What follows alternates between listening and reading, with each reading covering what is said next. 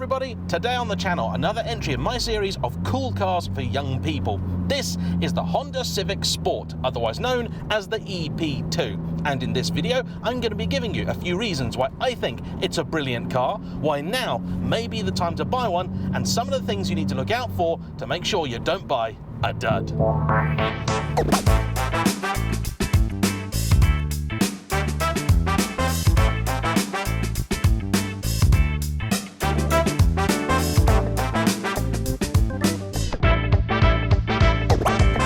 To say, of all the series I do, I think this, Cool Cars for Young People, is one of my favourites.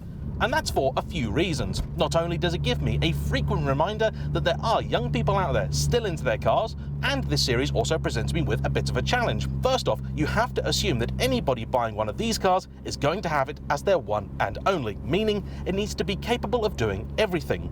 More than that, it also can't be one of those cars where you go, well, yeah, this is a brilliant car, but it only does 22 the gallon and it costs £5,000 to service it, because that means it's not a cool car for young people, it's just one they can't afford. But handily, as an all-rounder, I think this generation of Honda Civic has a lot going for it. This is the model made from 2000 to 2005, and though it was available in many different body shapes and trims around the world, here in Britain we more or less exclusively knew it as this, a very sexy looking triangular slice of hatchback. Now, petrol head types will be forgiven for looking at this car and thinking, James, isn't that the Civic Type R? No, for this generation that was labelled as the EP3. Honda chassis codes aren't always the easiest to follow. But critically, and I think of great interest to many potential customers, this is a car which shares much in common with that. So you have the same distinctive three-door body style that I think looks really rather good, even 2 decades on. And you also get vaguely the same interior layout, including this rather fabulous and quite distinctive gear lever that pokes out at the centre of the dash. This also sits on lower, stiffer suspension, which is not identical to that of the Type R, but shares the same configuration. So, McPherson strut up front, multi-link at the rear. As a platform, this car has a relative in the DC5 generation Integra Type R. Perhaps unsurprisingly, it's in the powertrain where the biggest compromises have been made. The Type R of this generation featured the venerable K20, making some 197 horsepower. Here you have a 1.6 litre naturally aspirated engine with single overhead cams, but still 16 valves, and I guess more importantly, VTEC as well.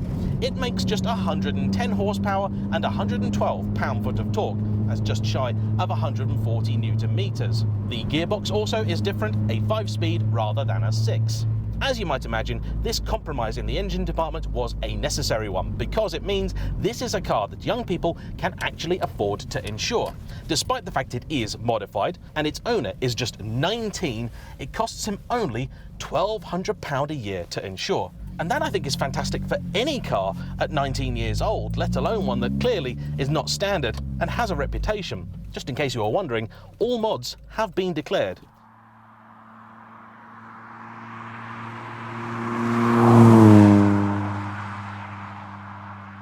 I must admit, I actually have a real soft spot for the EP2 Civic Sport. Many moons ago, I actually bought one for my girlfriend of the time who was learning to drive. Then you could pick one of these up for buttons. I paid 450 quid for it. Now, it did need a little bit of work. It did need the catalytic converter putting back in as someone had removed it, a fairly common thing, and also a few more bits to get it through its MOT. But once it was through the MOT, it still owed me well under £1,000 before insurance and tax, and I drove it around for about 6 or 7 months, including taking it all the way up to Scotland and as far east as Prague, in which time it never ever gave me any hassle. It was fabulous. Unfortunately, such extensive use in a fairly short period did begin to take its toll, so we had to part with that car and sold it for nearly as much as we paid for it. And today I am being reminded of some of the many reasons why this is an all-round fantastic car, no matter who you are or what you need it for. First off, in terms of packaging, it's sensational. It's not a particularly big car, which is certainly what you want as a learner or a new driver, yet still there's plenty of room inside. I would say above average room for passengers in the back. Okay, you're not going to get basketball players in there, but for most young people, I'd say it's more than adequate.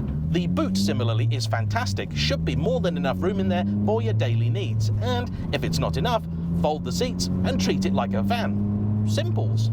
This particular example is relatively low mileage, just over 55,000, and it clearly has been cared for very well because the condition of the interior is excellent. It's not going to win any awards, certainly not in terms of luxury or prestige. Compared with many of its rivals, I'd say it's a very logically laid out thing with just about all the functions you're ever going to require. So you have air conditioning, you've also got, I quite like, a cup holder over here placed just in front of a vent. So you've essentially got a fridge for your bottles. The odd little bit of red trim here and there does lift it and give it a slightly sportier vibe, and the seats I really do quite like. Visibility is also excellent on account of the massive amount of glass in this thing. To the front, the A pillars are not that bad, they're barely ever in your way. The B pillar is tucked way back there, and for your rear three-quarters, visibility is sensational. The fact the car also has a reasonably squared off back also means it's pretty easy to park because the rear glass is essentially the back of the car. Now, that being said, the car is not exactly perfect. At lower speeds and around town, it's far too bouncy, this thing. The suspension just isn't quite right. And turning circle is not great. Pretty much as bad as in my old MG. The handbrake in this particular example is also suffering, shall we say. But despite a horsepower deficit, can it still put a smile on your face? Let's find out.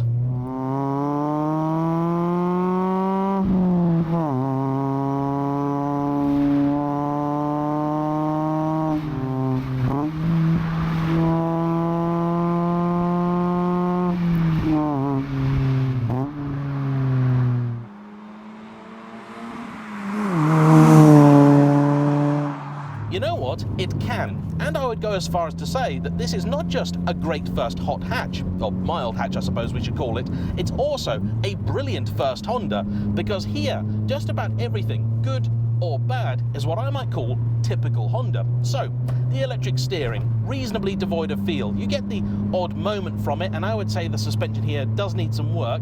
It resists the initial turn-in a bit more than it should, but it's not exciting. It does the business, it's okay, it's very oddly weighted, comes and goes, doesn't feel quite right this, and unfortunately, I would love to say there are loads of Hondas out there with brilliant steering, but there just aren't.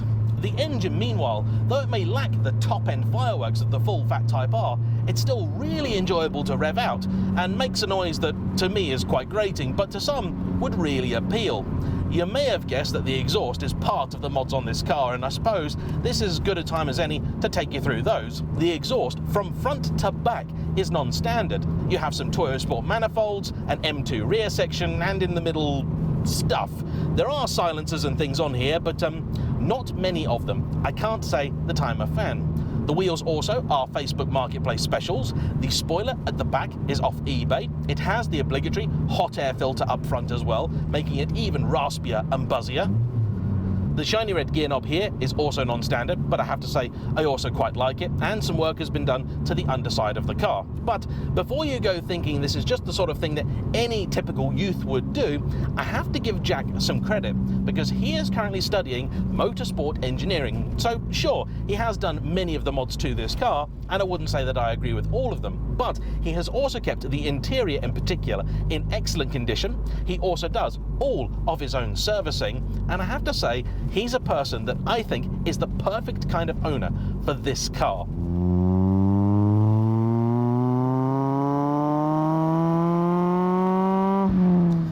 You see, the EP2 has always had one rather large problem, which sadly has also been one of its greatest selling points.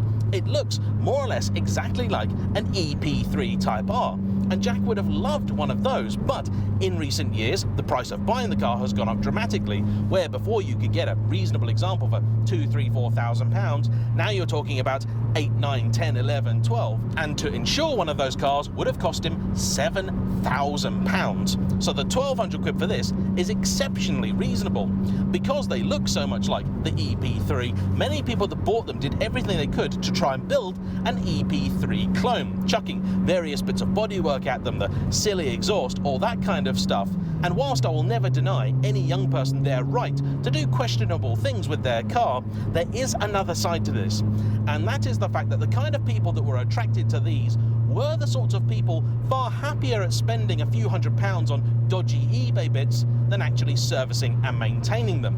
meaning that today, even compared with just a few years ago, the state of the EP2 market is a little bit sad. On eBay today, most of the examples for sale were spares or repair. Cars now that are so far gone, they're not even going to try and pretend that they can be saved. Meanwhile, there are dealers out there offering these at £1,500 to £2,000 advertised as Partex to clear. I ran a couple of MOT checks on them, and these are cars that really are going to require significant spend very quickly. The minimum price of entry, I would say now, for an EP2 is at least £2,500 to £3,000. And if you can afford to spend a little bit more, I would advise it, particularly if, like myself, and unlike Jack, you're not so hands-on.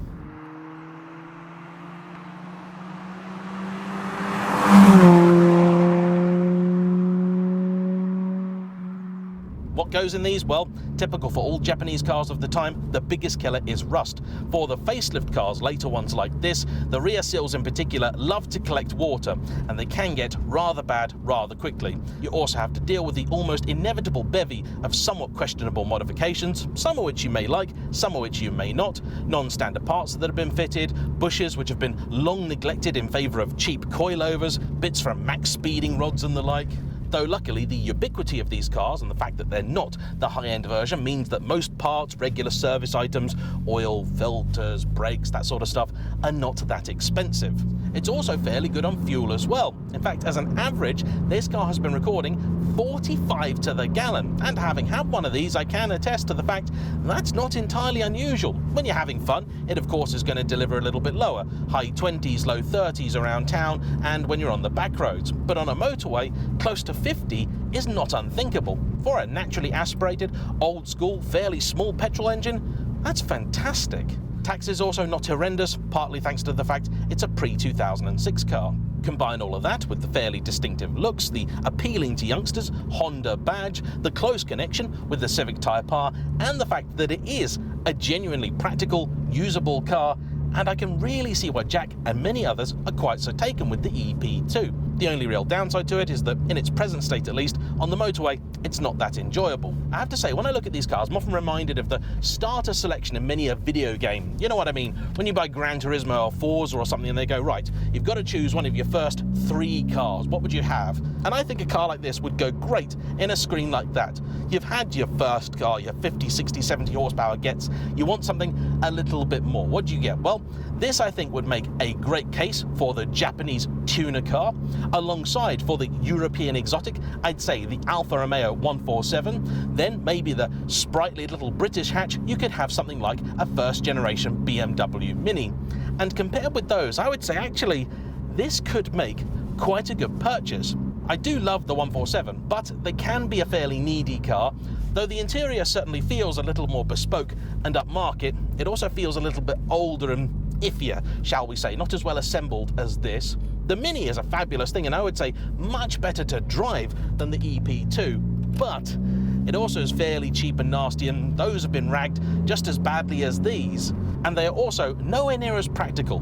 The 147, I think, can certainly match this for interior space, maybe even beat it in a few ways, but overall, for a young person, I'd say this is the car that is most likely to appeal. And if you can buy one that has been well cared for which you may have to spend a little bit more money than the others, I think it's going to really look after you. But be quick, because prices of these are on the rise, and even for the Type R, numbers available are in constant decline, thanks to the issues that they suffer, like corrosion, the inexperience of their owners, meaning they often get planted in hedgerows, and a variety of other factors, like some of them now being worth more as parts than as a car. But I would say there is still just about enough time to get in and buy a usable, decent example of what is becoming a genuine classic Honda. I like the EP2. Not massively keen on what's been done to this one, but as a model, I like it. Anyway, a huge thanks to Jack for bringing his car out. Don't forget to hit the like button, comment down below, subscribe if you haven't already, and I'll see you for the next one. Bye-bye.